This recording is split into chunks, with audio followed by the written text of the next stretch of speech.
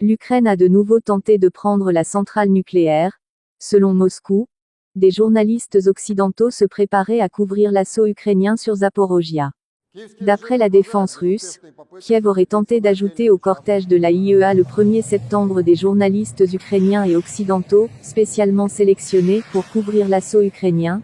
finalement déjoué de la centrale de Zaporojia. Dans un communiqué de presse publié ce 4 septembre,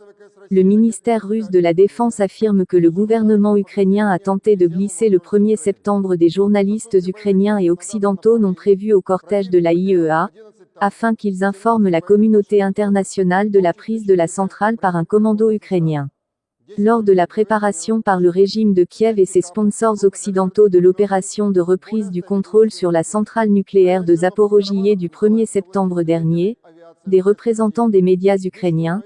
américains et britanniques ont été spécialement sélectionnés et formés pour informer la communauté mondiale de la reprise de contrôle sur la centrale par Kiev en présence de la mission de la IEA, déclare ainsi le ministère russe de la Défense.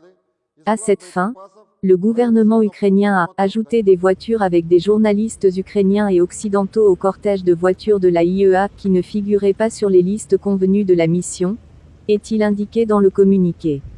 Or, selon la défense russe, toutes les personnes non autorisées essayant de franchir la ligne de démarcation avec le cortège de voitures de la IEA ont été arrêtées et interdites de passage.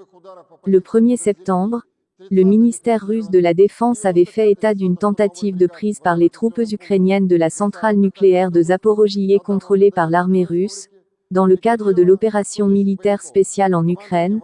alors même que l'Agence internationale de l'énergie atomique, AIEA, entamait ce jour-là une visite sur le site. La défense russe avait précisé que des mesures avaient été prises pour détruire l'ennemi, notamment avec l'appui de l'aviation de l'armée de terre. Interrogé le jour même sur ces déclarations du ministère russe de la Défense, le porte-parole du secrétaire général de l'ONU, Stéphane Dujarric, sans réagir spécifiquement à ces allégations, avait fait savoir que l'ONU était satisfaite, la Fédération de Russie ayant fait ce qu'il fallait pour assurer la sécurité des inspecteurs.